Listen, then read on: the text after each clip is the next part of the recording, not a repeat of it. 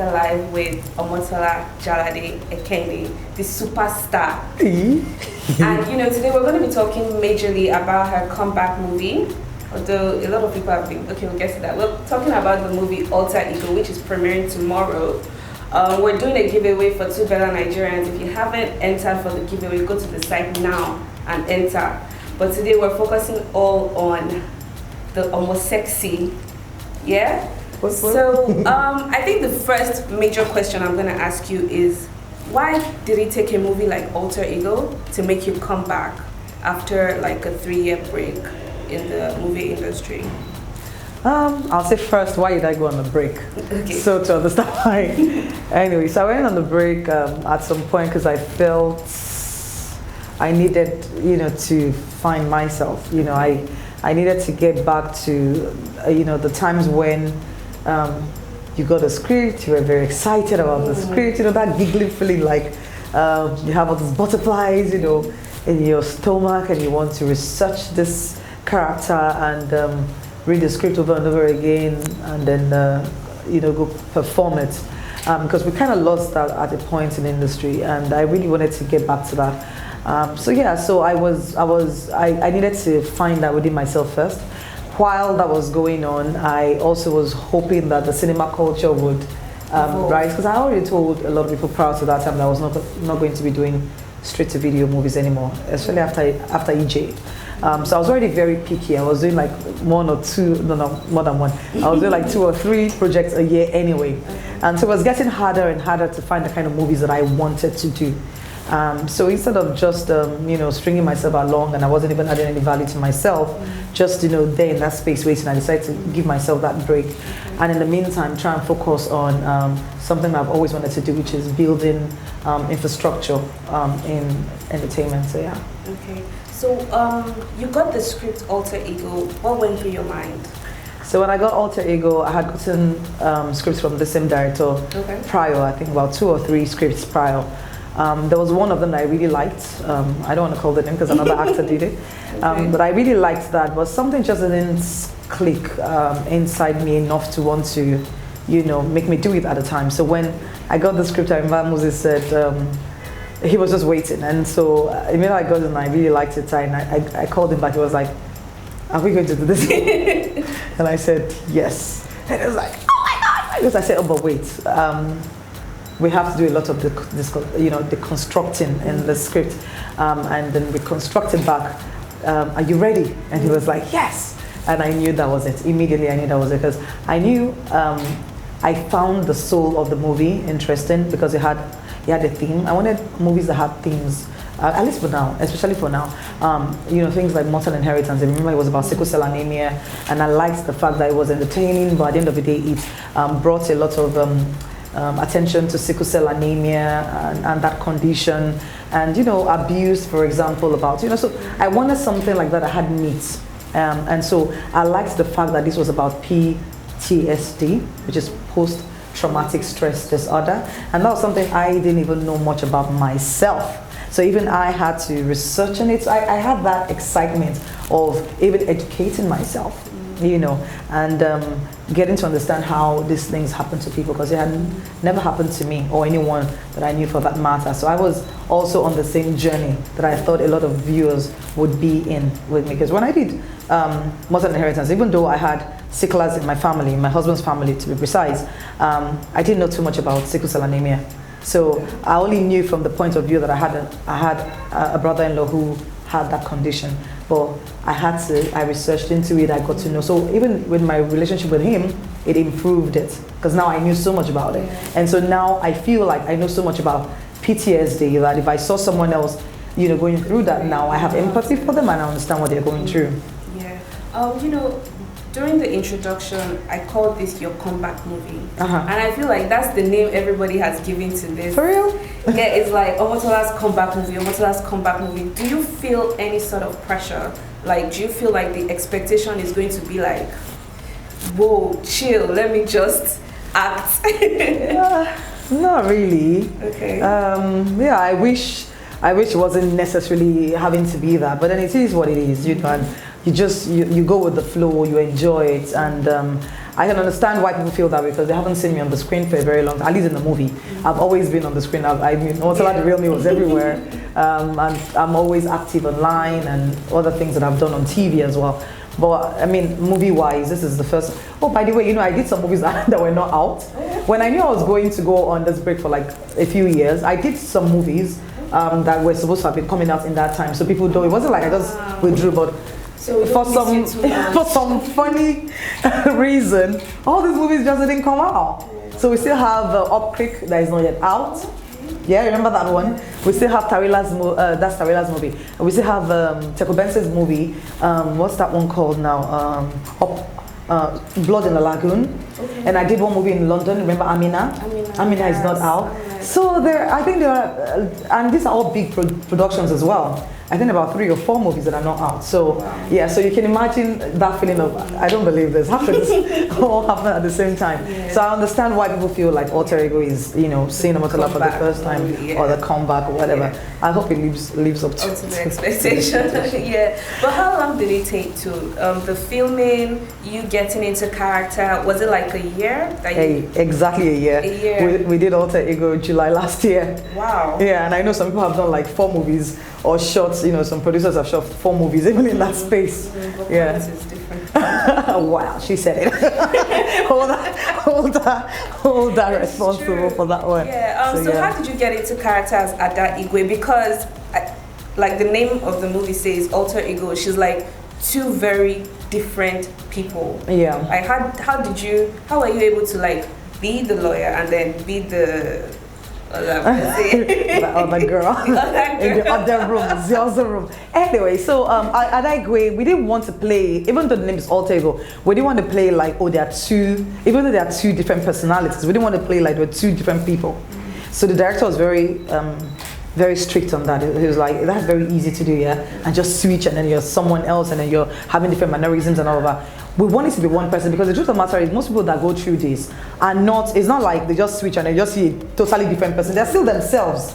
So that's why it's very confusing and very painful. And that's why sometimes people don't understand, because it's not like they are bewitched or anything. It's not like, you know, something just comes over them. No, they're the same person, but they can't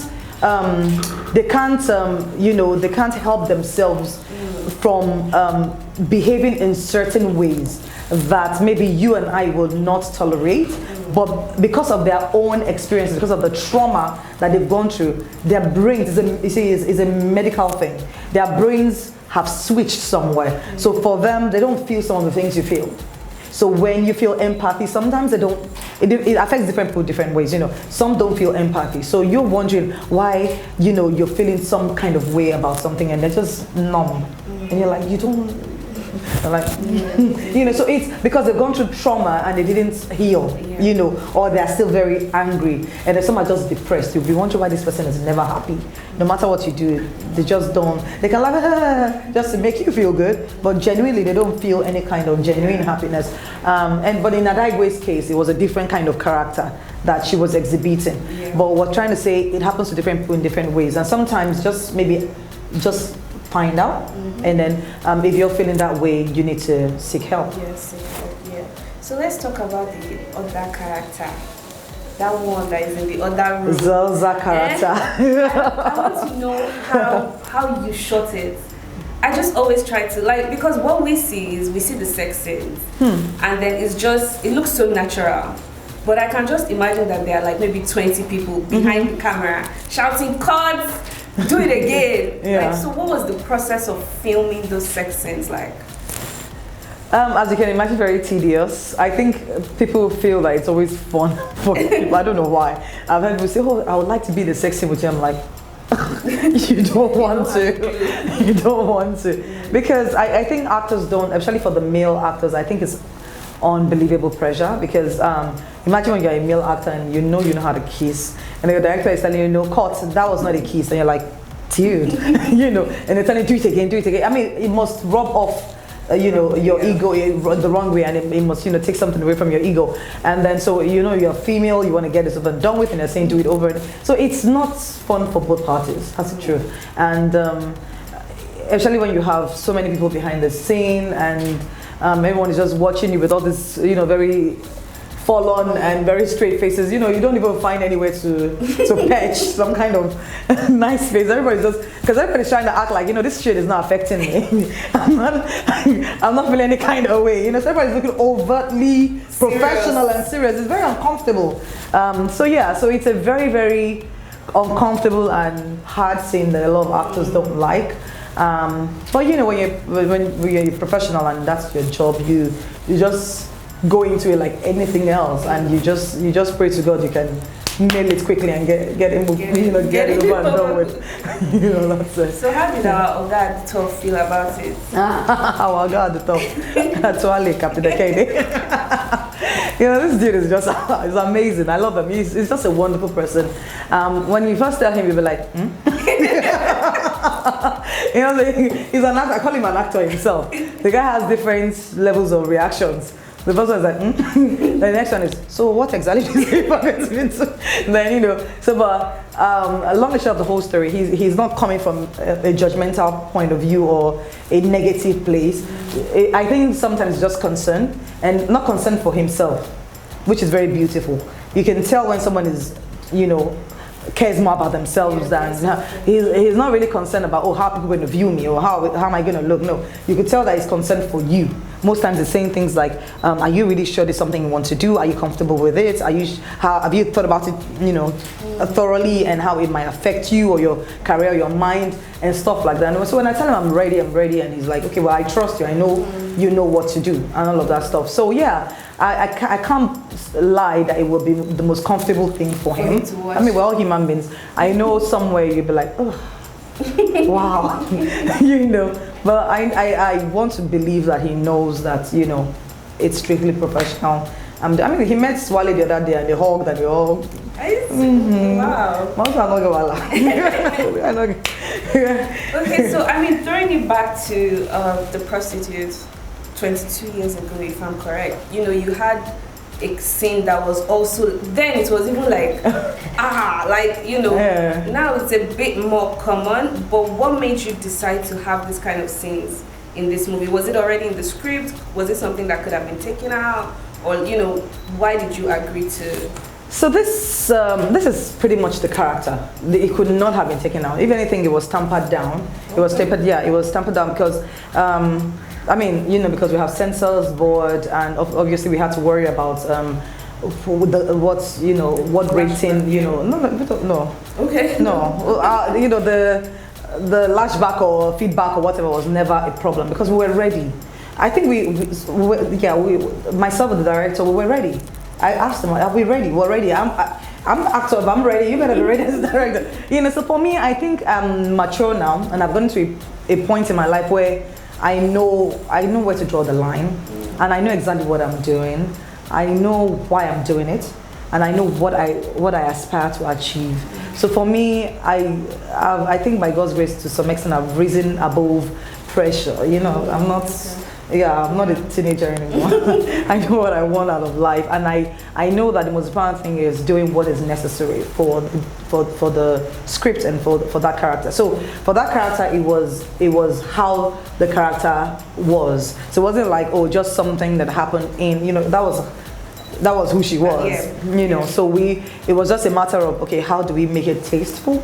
How do we make it acceptable in such a way that even though we don't, so that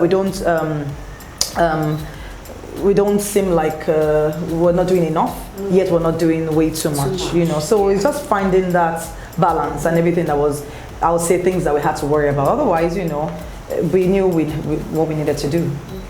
How would you say it was like working with some new characters, some new actors? Like, I don't think you've ever worked with BellaNaija. No, I hadn't. Or Kunle Remy. No, I hadn't. Yeah, so how was it? Because it's like, maybe you don't even really, maybe you heard of them more when the movie came into play. Yeah. You know, so it's like, okay, who are these guys? Like, how can I know them before which? So what steps did you take for that? No, Wale Ojo, I had heard about him even before I did the movie. Okay. So yeah, so I was say a fan. Okay. I liked his work and I knew his background, so I already had respect for him prior to, you know, meeting him on Alter Ego's set. So it was just a matter of when I meet this dude, you know, is it going to be someone that I think he is and I'm going to get along with him? But we hit it off very nicely, and we made sure he's a very wonderful person. He's an easy person to get along with anyway. But we made sure, because I knew we were going to be having some, you know, scenes where, you know, so we made sure to have that kind of chemistry. The person I would say it would have been awkward with would have been Kunle Remy, because I didn't know him. But when we're going to do Alter Ego, I actually recommended him because I went online to check, you know, some of these young actors or whoever I felt like I liked and who could fit into the roles or whatever. So the director had his own people. So for that character, actually, he caught my eye. So I asked, I was like, oh, what about this guy? And he was like, oh, he's perfect. And so when I was going to meet him the first time, I didn't know what to expect because I only saw him on the internet, you see. So I was like, oh, okay, so is he going to look exactly like what I thought he would look like? And because I'm going to be doing some very major scenes with this dude. And he was just, initially he was a little bit, you know, I think that thing of, so I had to demystify myself. I was like, I was just playing. I just hope I didn't get the wrong impression initially because I needed to play with him to let him know, hey, look, we were just all human and all friends.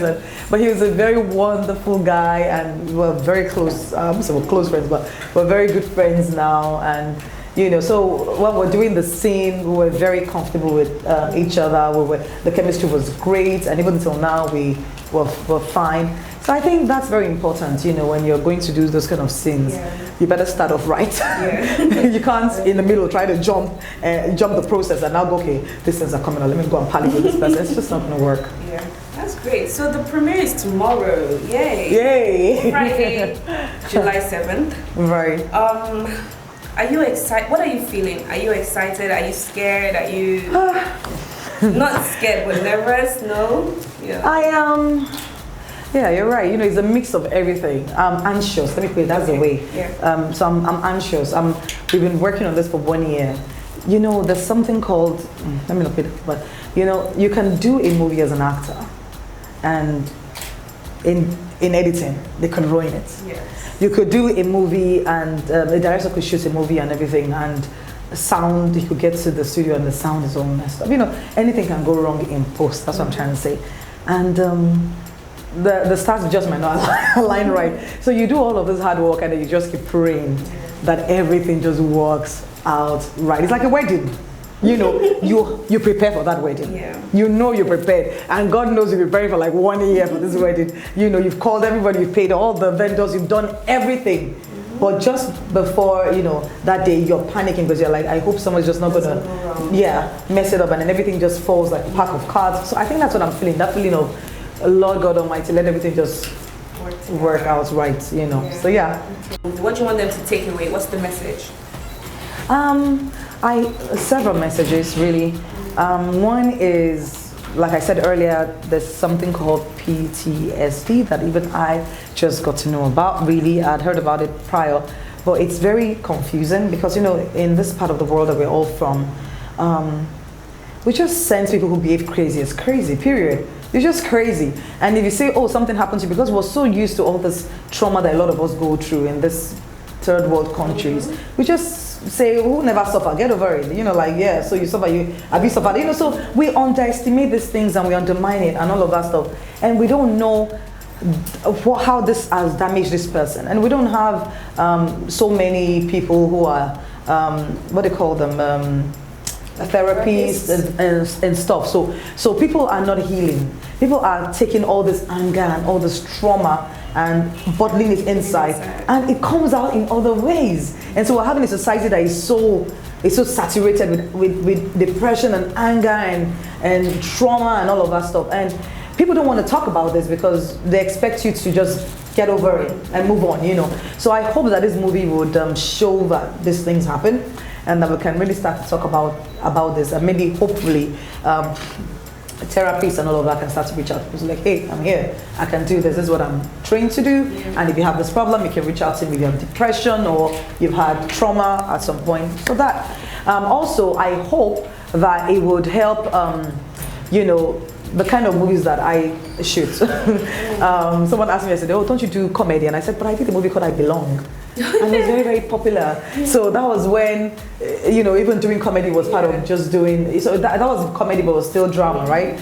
And all of that. So, but now it's like it has to be like almost, I won't say almost like Mr. Beanish, you know. I don't know what the genre of that comedy is, but like it has to be like really comedy, you know. Yeah. So I'm like, I love comedy. I watch all these movies as well, and I have a good time. But can we also have serious dramas, you know, having the same? Because some drama have come out of late, and I've been hearing some stories of them not doing well or as much in the cinema, and it hurts me because some of them were really good movies, very, very good movies, you know. So I pray to God that Alter Ego can change that tide and you know, start the streak of success for our kind of genre again, so that people can go back and start to, you can watch a comedy, but also, you know, these movies deserve our time and our energy.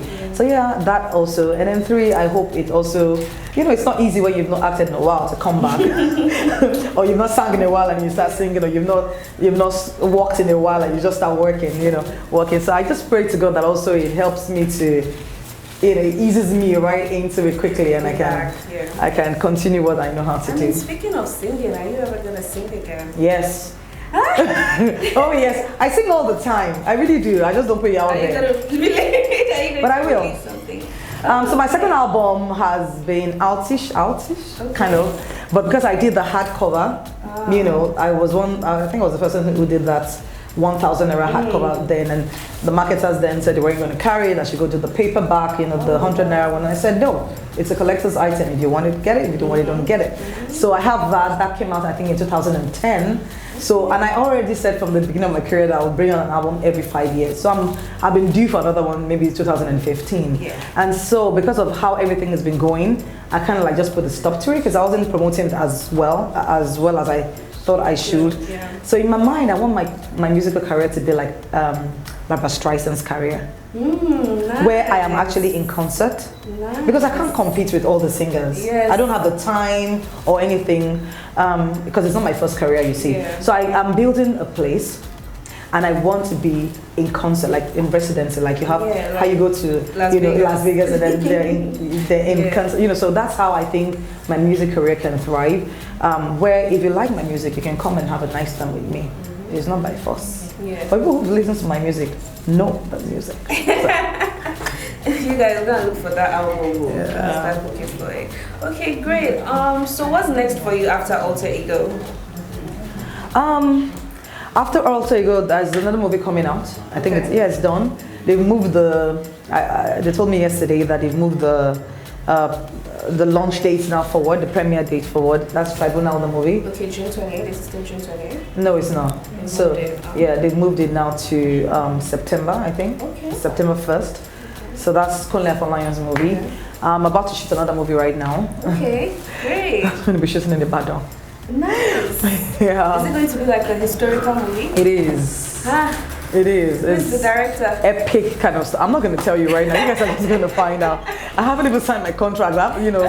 So until I sign, but I mean, I'm most likely going to do it. That's really exciting. I'm just waiting for Alter Ego so I can concentrate on that one and figure it all out. So there are 2 movies right now that I'm considering, but that I'm very sure of because they're pretty much just waiting for me to put the pen to paper, which I've not been able to do. Oh, fantastic. Thank you so much, Omotola, for chatting thank you, BellaNaija. It's been very great. Thank you, BellaNaijarians, for tuning in to our interview with Omotola. Tomorrow is the premiere. Again, go enter the giveaway. It's on the site. And you can also catch the movie on July 21st. July 21st. That's when it will be in the cinemas. Go to the cinema and watch it. It's like, just go to the cinema and watch it. It'll be fun. And go with a significant other. Alright, thank you guys. Alright, bye. Bye. Kisses.